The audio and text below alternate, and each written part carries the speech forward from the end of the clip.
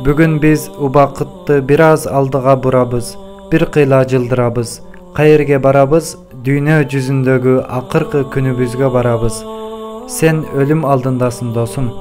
Куллу атин кариб деген сөз бар го, бардык келе тургандар жакын. Сенин да, менин да эртеби кечпи башыбызга келе турган чындык барбы? Ооба, бар. Эгер башка түрдө өлбөсөк. Өлүм учурунда акыркы демибизде боло тургандар башыбызга келет. Азыр кайдасың? Доктор сени үйүңө жөнөттү. Эми биздин колубуздан эч нерсе келбейт. Мындан кийин акыркы күндөрүн үйүндө өткөрсүн деди. Ким үчүн? Сен үчүн, тууганым. Мен үчүн. Эч шексиз башыбызга келе турган өлүм учуру жөнүндө айтабыз. Бүгүн сенин дүйнөдөгү акыркы күнүң. Бир канча сааттан кийин бул дүйнөгө кош бол дейсиң. Кош бол. Досум, бул чындап эле болобу? Албетте. 2023бү, 2040бү, 2050дөбү билбейм, бирок өлүмсүз болбогондугуңа караганда сен да, мен да кетебиз. Үйүңдөсүн, тууганым. Сени төшөгүңө жаткырышкан, аркаң жерди караган абалда жатасың. Айланаңды карасаң, адамдарга толгон. Булар эмне кылып жатышат дейсиң. Ыйлап жатышканын көрөсүң. Бириси дуа кылса, бириси Куран окуп жатат. Курани Карим сага эч ушунчалык оор, таасирдүү болбоду беле? Бисмиллахир-рахманир-рахим. Ясин вал Кур'анил хакими иннака ламинал мурсалина аля сиратим мустаким. Деп окуп жатышат. Башкасы болсо дуа кылып жатат. Башкалар да ыйлап жатышат. Не олтат бул жерде деп жатасың. Өлүп жатамбы? Неге ыйлап жатасыңар дейсиң. Бирок ордуңан да кыймылдай албайсың. Баары ыйлап жатса, бирөө бар, көз жаштарын жашырганга аракет кылган. Эң көп ыйлагысы келген, бирок сага билдирбегенге аракет кылган апаң. Сага сен өлбөй тургандай сездиргенге аракет кылат. Бирок бардык абалы жалган айтат. Ичинен бүгүн уулум өлүм даамын татат. Бүгүн уулум кетет дейт. Оңго бир, солго бир карадың да бутуңдун учунан өйдөгө карай суукту сездиң. Балким кетип жатасың. Өлүм даамын тата баштадың.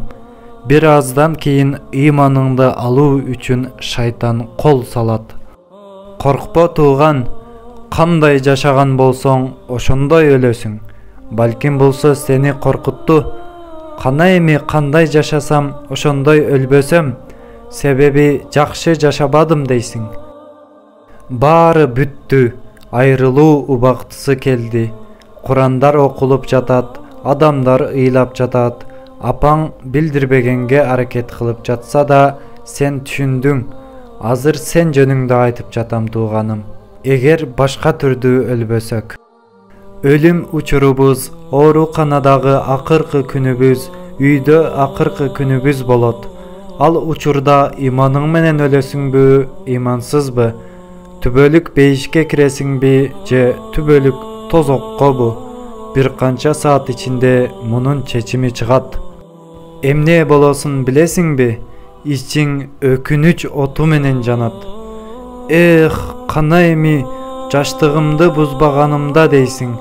Кетип жатасың, тууган. Өзүңдүн буюмдарыңын да, сактап жүргөн эстелик сүрөттөрүңүн да эч кандай мааниси калбайт. Жеке кабинетиң, машинаң барбы? Эми кеч. Бүгүн сага эч нерсе пайда бербейт. Эч нерсенин мааниси калбайт. Досум, тууганым дейсиң. Бирок пайдасыз. Баарынын өзүнүн түйшүгү бар. Аллага жалынасың. Бир канча сааттан кийин кетесиң. Ичиңен дуа кылып, бир күн, дагы бир жыл бергиле, жакындарым менен убакыт өткөрөйүн. Барып апамды кучактайын, баламды кучактайын, аялымды кучактайын, бул дүйнөнүн абасын жутайын. Дагы кыла албаган иштерим бар. Дүйнөнү айланууну каалайт элем. Кыялдарым бар эле менин. Çoң компаниянын ээси болушту каалайт элем, бай болушту каалайт элем. Кечирип кой, бирок бүгүн кеч. Эч нерсенин пайдасы жок. Мындан ары кетип жатасың. Эми не болот? Бүттүбү баары? Жок, эми башталып жатат. Түбөлүктүүлүккө алып барган кабыр жашоосу башталат. Кабыр жашоосу эмне? Өлгөндөн кийин кыяматка чейин биз жашап күтө турган жашоо. Эки жолубуз бар досум. Аллахты разы кылдың, жашооңдо дин менен жашадың. Аллах разы болсо эгер, барзах жашоодо рахат аласың. Убакыт ушунчалык тез өтөт, көзүңдү жумуп ачсаң эле алдыңда бейиш. Мухаммад саллаллаху алейхи ва саллям жана пайгамбарлар Аллахты көрөсүң. Мына ошол учурда баары бүттү. Дүйнө, проблемалар, оорулар, кайгылар, сыноолор, эч нерсе калбады. Бул биринчи жол. Экинчи жол, Аллахты разы кыла албасаң, кабыр азабы башталат. Качанкыга чейин? Кыяматка чейин. Топурактын астында азапталасың. Жыландар денеңди кыйнашат. Жер денеңди ушундай бир кысат. Жетишет, сыртка чыгам дейсиң, бирок болбойт. Эң ооруда эмне билесиңби? Хадисте келгендей, ар күнү эртең менен жана кечинде сага бара турган жериң көрсөтүлөт. Эгер тозок ээси болсоң, бара турган жериң көрсөтүлөт. Ушуну айта албайсың. Уф, жетишет бул жагы, баары бүтүп чыгып кутулуп кетейин дей албайсың. Неге? Бул бүтсө дагы да жаманы башталат. Ушундай болушту каалайбызбы? Бул сөздөрдү эмнеге айтып жатабыз? Ушул абалга түшпөшүбүз үчүн айтып жатабыз? Же өлбөйбүзбү? Жомок айтып жатабызбы? Жалганбы булар тууган? Албетте жок. Өлүмсүз жан барбы? Өлүмсүзсүңбү? Жок. Өлөбүз, башыбызга келет. Ойлон, бир чуңкур кабырды элестет. Сен көмүлө турган чуңкур, 2 метр кара жер. Аллахты сүйсөң жооп бер. Азыр сага 1 триллион берип, бир түн ушул жерде каласың десек, разы болосуңбу? Сага бүтүн дүйнөнү берсек да, ал жерде бир түн да кала албайсың. Андай болсо, кыяматка чейин эмне кыласың? Кантесин? Жалган айтып жатабызбы? Хадистерде келбедиби пайгамбарыбыздын сөздөрү? 2 метр кара жер. Эс аласыңбы кыяматка чейин? Интернет барбы? YouTube көрөсүңбү? Интернетке кирип арам видеолорду көргөн ал каналдар жок. Ичип жегенди каалайсыңбы? Бирөө менен маектешесиңби? Жок эч нерсе. Ал жерде убакыт өтпөйт. Хадисте пайгамбарыбыз саллаллаху алейхи ва саллям айтат: кабыр же бейиш бакчаларынан бир бакча, же тозок чуңкурларынан бир чуңкур. Чуңкурга кирүүнү каалайсыңбы, же бейиш бакчасынабы? Буга чечим кабыл ала турган сенсиң, муну билесиңби? 20 жылдан кийин ким болосун билесиңби?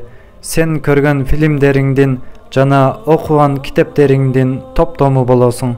Азыр чечим кыласың буга. Жанагы жашооңдон чыгара албаган күнөөң барго, мисалы намаз кылбашың. Чоң күнөө туурабы? Тагыраагы азыр кыла турган амалдарың менен мунун чечими чыгат тууган.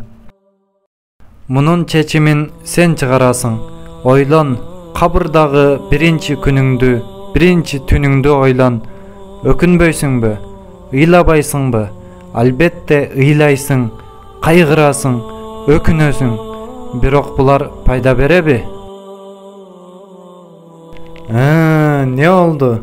Дүйнөнү айланып жүрдүң, досторуң менен жүрдүң, аялдарга, кыздарга барып жаттың беле. Эмне oldu? Акчаң көп беле. Банкта 20 миллион акчаңдын болуусу сага ишенич берип жатты элего. Өзүңдү жакшы сезип жаттың элего. Бардык ишиңди акча менен бүтүрөт элең. Айланаңдагыларды кул сыяктуу иштетет элең. Бүгүн кабырдагы биринчи түнүң. Акчаң эмне болду? Бай белең сен. Бүгүн кабырда жакшы мамиле көрөсүңбү? Бардык нерсеңди топуракка айтып бересиң. Мен баймын, мага жакшы мамиле кыл дейсиң. Башка өлкөдө кыргыз сому өтпөйт го. Ушул сыяктуу бул жерде да акчаң өтпөйт. Бул жерде салих амалдарың өтөт. Салих амалың, жакшы иштериң барбы? Бул жерде ушуга каралат. Не болду тууганым? Кабырда жалгыз калдыңбы? Кана жакындарың? Мен сени сатпайм деген дос туугандарың кана бүгүн? Апаңа, атаңа, балаңа ишенет белең? Кана баары? Жок, кетти.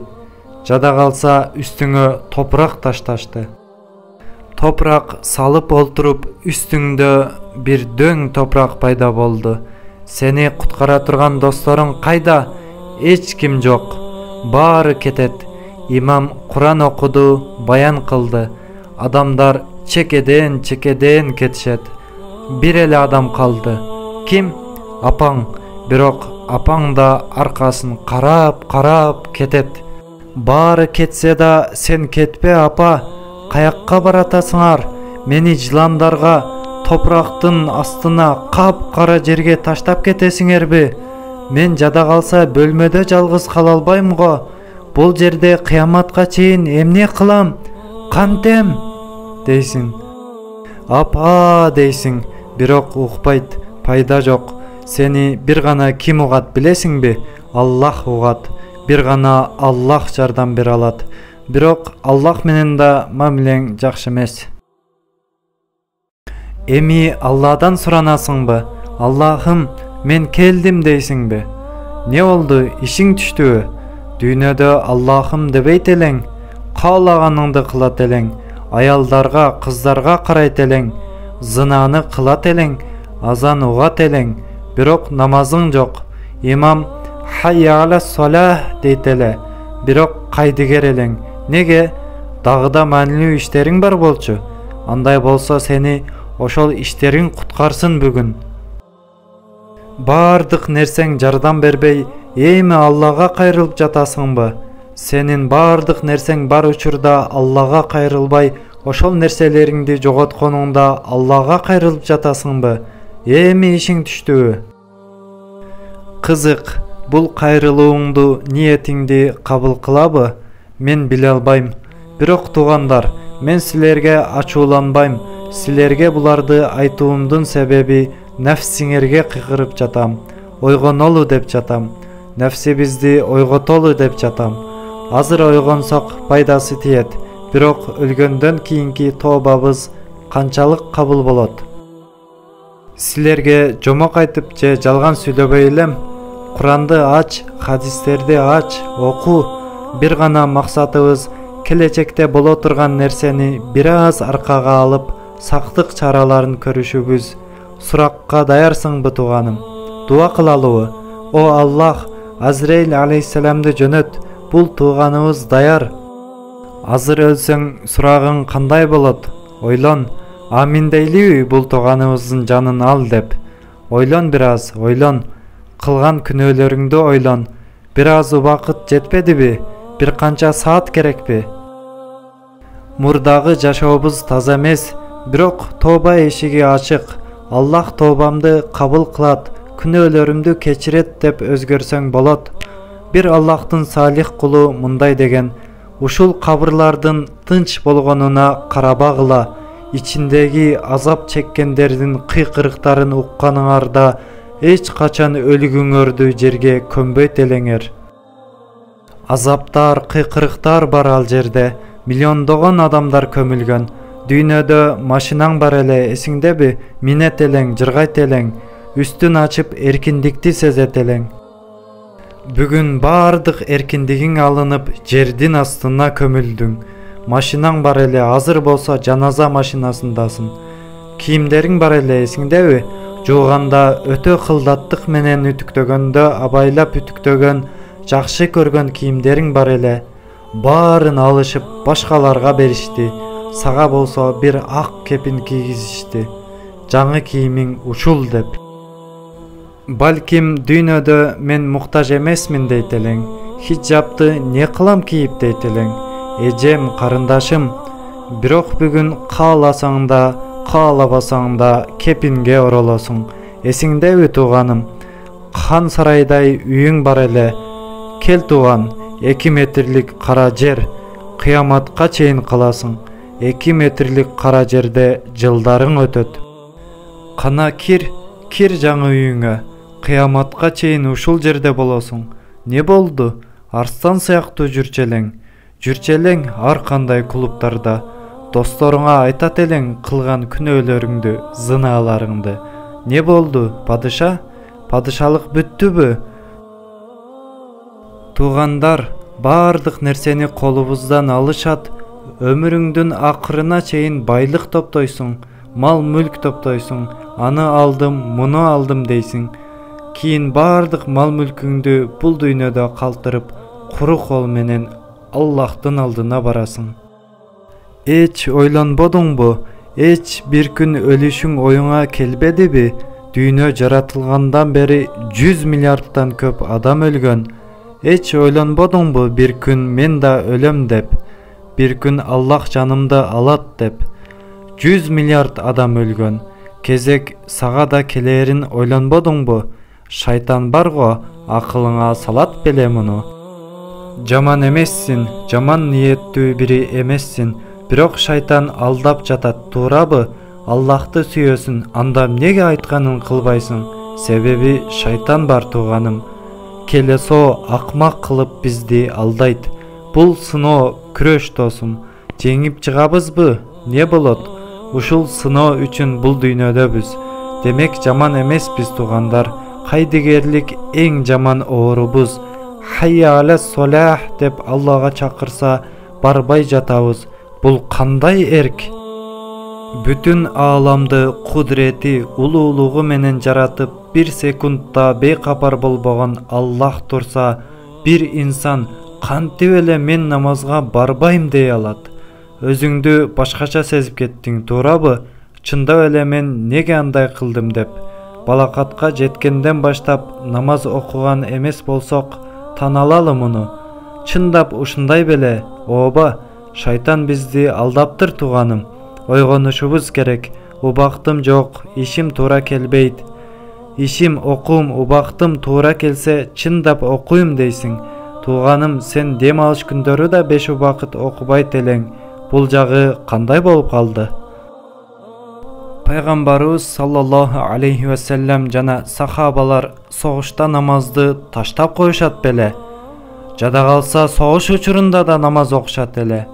Эч кандай иш, эч кандай күч намаз окууга тоскоол боло албайт. Өзү биздин ишибиз намаз окуш, ибадат кылыш. Рызкыбызды да Аллах берип жатат. Туурабы тууганым? Алымдар не дешет? Бардык убактыңды дүйнөгө короткондой, дүйнө үчүн жаратылдыңбы дешет. Жашообузда бир канча нерселер терс кеткенде проблеманы ушул жерден издеш керек. Бир досум бар эле, жашоом бир гана терс тарапка баратат деп ыйлап мени менен сүйлөштү.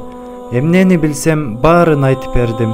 Дин жөнүндө, намаз жөнүндө жана башкалар.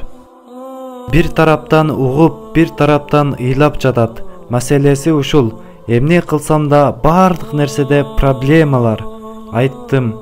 Тууганым, Аллага кайтуу убактың келди. Намаз окуш убактың келди. Кийин не болду билесиңби? Ал айткандарымды укту, бирок аялы менен ажырашууга мажбур болду. Себеби намаз окуп баштады. Намазга катуу каршы болгон аялы бар эле. Бир акы төлөдү. Намазга ким каршы болот? Бул да башка бир маселе. Бирок ошодон кийин иштери жүрүшүп баштады. Жашоосу оңолду. Балким биздин да жашообуздун жакшы кетпей жатканынын себеби ушул болушу мүмкүн.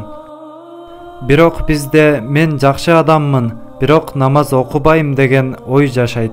Макул бир тууганым, мен азыр математикадан тест тапшырып жаман бал алсам, мугалимге барып, агай менин балым жаман, бирок келиңиз мен парталарды, тактайларды жууп тазалайын, өткөрүңүз десем, мугалим мени угабы? Аллах да ушуну каалап жатат. жакшы адам бол, намаз да оку деп жатат. Муддассир сүрөсүндө айтат: Бисмиллахир-рахманир-рахим. Ма салакакум фи сақар? Қалу лам наку минал мусаллин. Бейиште бири-биринен сурашат күнөөкөрлөр жөнүндө. Силерди бул сакарга кайсы күнөө ишиңер алып келди дешет.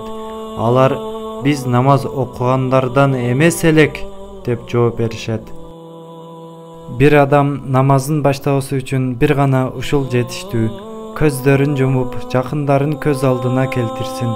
Ата-эне, бир тууган, аял, бала чакасын жана айтсын: жакындарыңдан түбөлүккө ажырап калышты каалайсыңбы? Албетте жок. Андай болсо сен да оку, алар да окусун, эч качан ажырабайсыңар. Устат айтат: эй менин акылсыз жаным, бул ибадаттарымын соңу жемишсизби?